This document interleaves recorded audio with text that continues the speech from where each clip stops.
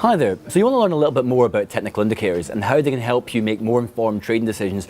Well, that's fantastic. So what we're going to go ahead and look at are some of my personal favorites. We're going to look at the simple moving average, or the SMA, the MACD, which is moving average convergence divergence, the RSI, or the relative strength index, and what's called the slow stochastic. So what we're going to look at first is the SMA, or the simple moving average. One of the most basic technical indicators out there, but yet one of the most important. And certainly in a lot of kind of financial websites and publications, people will talk about whenever or not a product has broken or breached a specific moving average. So once you understand what this actually represents and what it means, it will help you a lot more in your trading and will help you more accurately pinpoint your entry points and also potentially some of your exit points as well.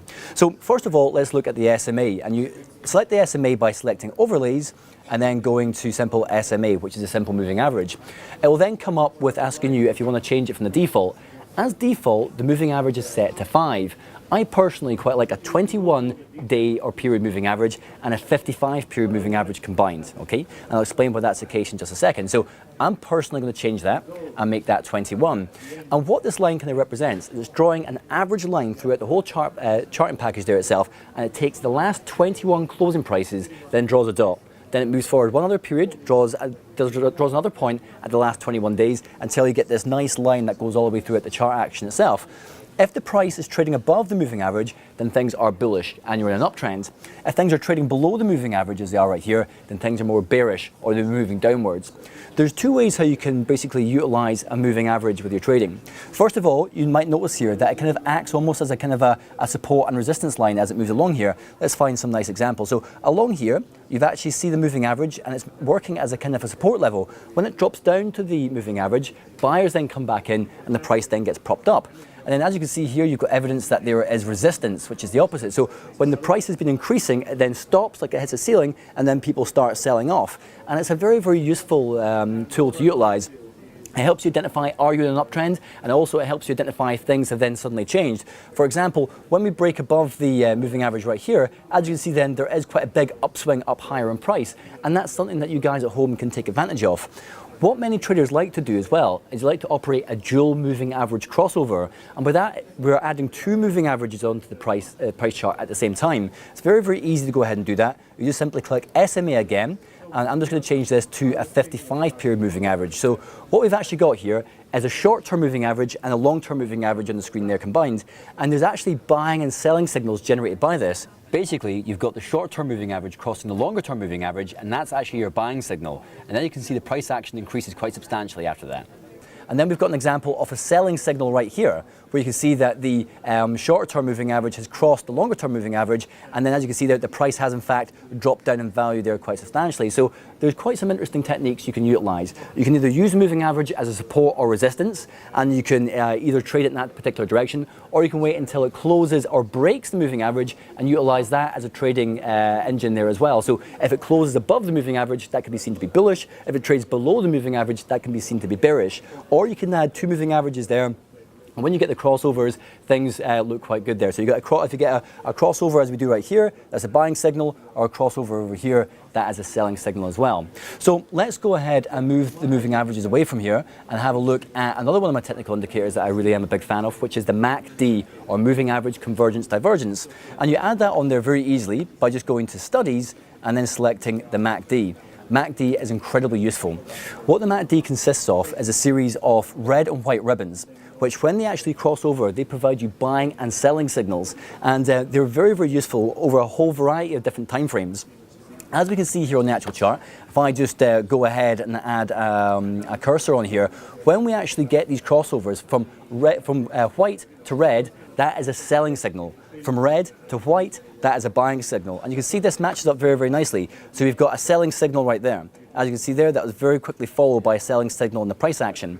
If we take this example right here, which is a buying signal, so the red to white, that was quickly followed by an upswing in the actual price right here. And as you can see there, it quite cleanly follows this pattern all the way throughout. And it's something you can very easily take advantage of there at home. This other part of the MACD, the bit where you've got the blue shading and the orange shading, is giving you an idea about the strength of the trend. If the orange part is getting bigger, that tells you the downtrend is accelerating. If the blue part's getting bigger, it's telling you the uptrend is accelerating.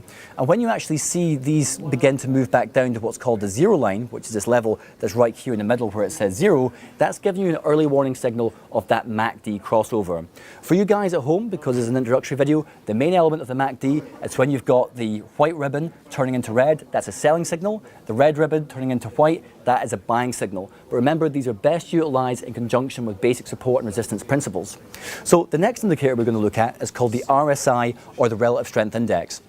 So let me just go ahead and get that on there. Very, very simple to understand. It's another oscillator that appears at the bottom. And basically what we've got here is we've got a 70% level, which is this blue level across the top, and we've got a 30% level, which is this orange line along the bottom. And quite simply, when it's trading above this level, that means that things are slightly overbought. When things are trading below this level, that means that things are slightly oversold. And typically, you can see there that we've got these colored sections right here to make it more easy for you to identify if you're overbought or oversold. When this actually happens, when it goes above there, that is an early warning signal that things are looking that little bit more interesting. But it's when it crosses back through the 70% level that the selling signal is actually generated. So if you look at this example right here, this is telling you right now that you're in overbought territory, and it's only when it breaks back through right here that it's actually a selling signal. And you can see with this actual price action, it has in fact moved down in value quite quickly after here. And conversely, when we had the buying signal right here on the RSI, that was very quickly followed by an upswing in the price action like so.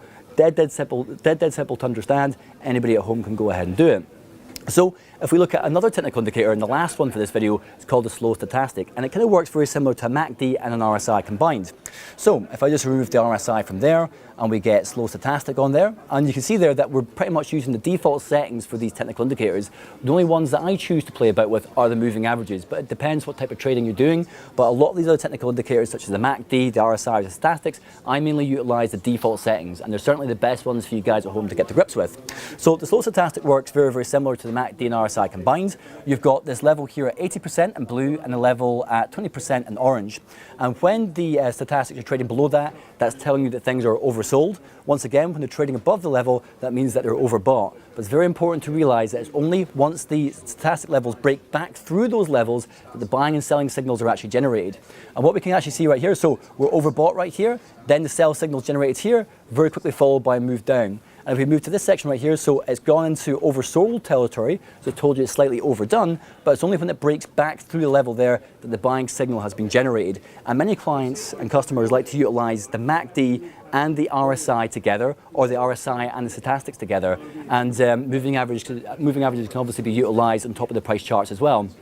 A lot of these technical indicators are incredibly useful, but don't follow them blindly. It's always best to utilize a combination of fundamental analysis, technical analysis, and these technical indicators there as well. But support and resistance and fundamental analysis should always be the main reasons for trading. These just give you extra confidence and evidence to back up your view. And that's a quick introduction to the technical indicators.